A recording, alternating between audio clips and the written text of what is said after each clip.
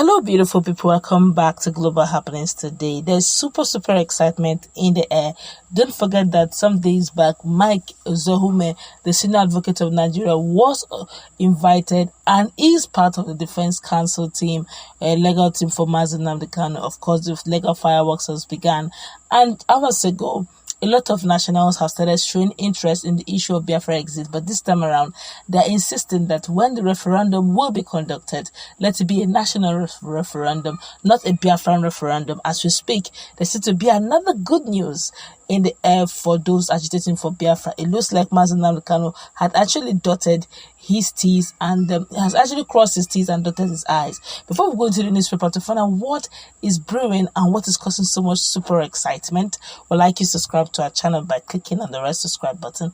Beside it, you see a bell notification icon. Please go ahead, click on it to get notified as soon as you update our channel on YouTube. This is quite interesting as BWGG retains another international renowned United Kingdom Defense Counsel, Stephen K. QC, defending Nnamdi Kanu, the indigenous people of Biafran leader.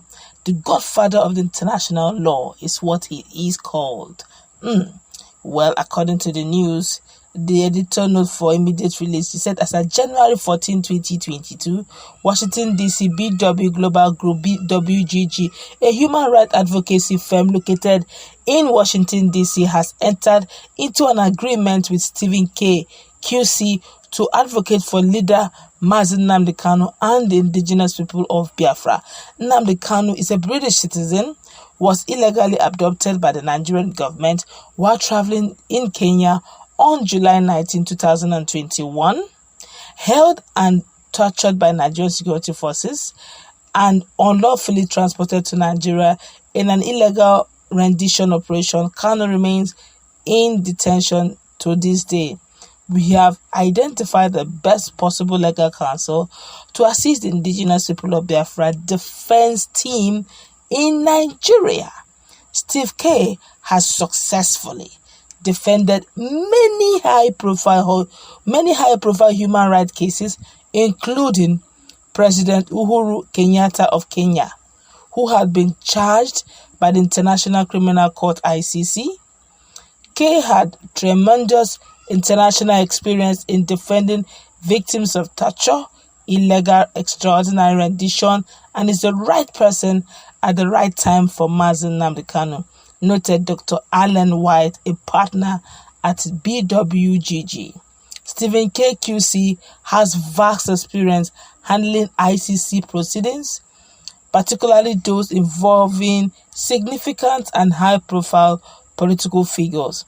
Mr. K recently appeared as defense counsel in universal jurisdiction proceedings in Sweden.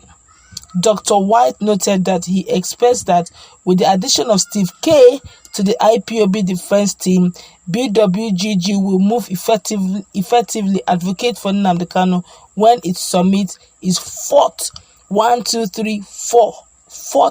criminal referral to the International Criminal Court on behalf of the indigenous people of Biafra, IPOB, later this month of January.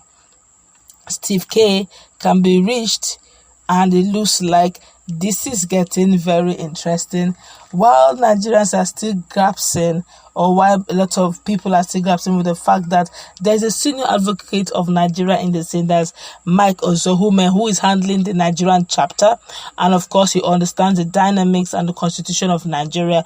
Don't forget that ever since Fein has been coming into Nigeria, trying to find his way into the Nigerian courtroom, Federal High Court in Abuja, for some reasons he seemed not to find his way into the Nigerian courtroom over the precedents. But of course, one cannot deny the senior advocate of Nigeria, Mike Zohume, who also have pedigree when it comes to the Nigerian courts and the dynamics of legal proceedings. But this time around, they are beefing up everywhere. While they are beefing up the local level, international level is not left bare. For some people who does not know or who didn't know that the indigenous people of Biafra have filed severally petitions, proceedings to ICC over what is happening. Now you've heard from Bruce Fein's legal team that one of the finest especially one who's so vast in knowledge and understanding and experience in extraordinary rendition, in criminal cases, in defending high-profile politicians.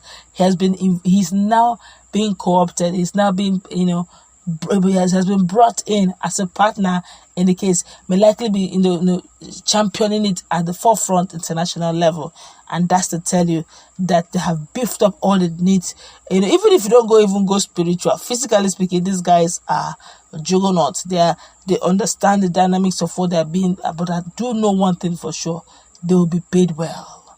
These guys don't collect peanuts for their services, but they will deliver. So while they are going ahead in the spiritual angle, physically and legally, the indigenous people of Biafra are not sleeping. You can imagine the kind of person that is championing the international level. This is not going to be a child's play at all. When they say fireworks, local, international is taking place, while the federal government is looking into dialoguing it out. So you now see that while they're doing the legal proceedings in Abuja, in Nigeria, the international world is watching.